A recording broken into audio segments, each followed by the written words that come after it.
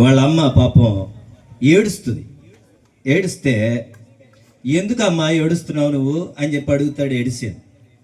అడిగినప్పుడు వాళ్ళ అమ్మ చెప్పుద్ది, ఏమంటుందంటే, నాయనా నీలాంటి బ్రిలియంట్కి, నీలాంటి జ్ఞానవంతుడికి, నీలాంటి తెలివిగల వాడికి చదువు చెప్పే కెపాసిటీ మీ టీచర్స్కి లేదంట.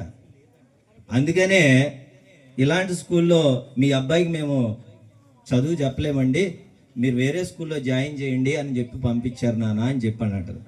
వాస్తవానికి థామస్ అల్వా ఎడిసన్కి వినికిడి లోపం ఉంటుంది. అందుకని ఎంత చెప్పినా బలికేవాడు కాదు.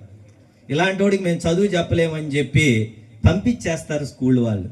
కానీ వాళ్ళ తల్లి అతన్ని విడిచిపెట్టుకోకుండా అతనికి మొదటి గురువై చదువు చెప్పింది.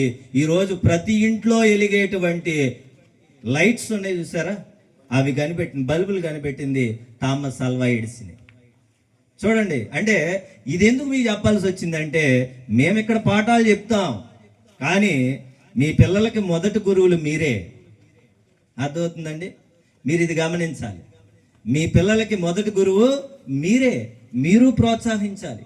మీరు వాళ్ళు ఏ ఏ రంగాల్లో ఉన్నారో, ఆసక్తిగా ఉన్నారో ఆ రంగాలను మీరు కనిపెట్టి ప్రోత్సహిస్తే పిల్లలు అద్భుతాలు సృష్టిస్తారనేది వాస్తవం. చాలా చక్కటి విషయాలు చెప్పినటువంటి ఆ పేరెంట్ గారికి, మాకు భాస్కర్ గారికి ధన్యవాదాలు తెలియజేస్తూ, ఇప్పుడు ఇంకెవరైనా మాట్లాడేవారు ఉన్నారండి పేరెంట్స్ నుంచి?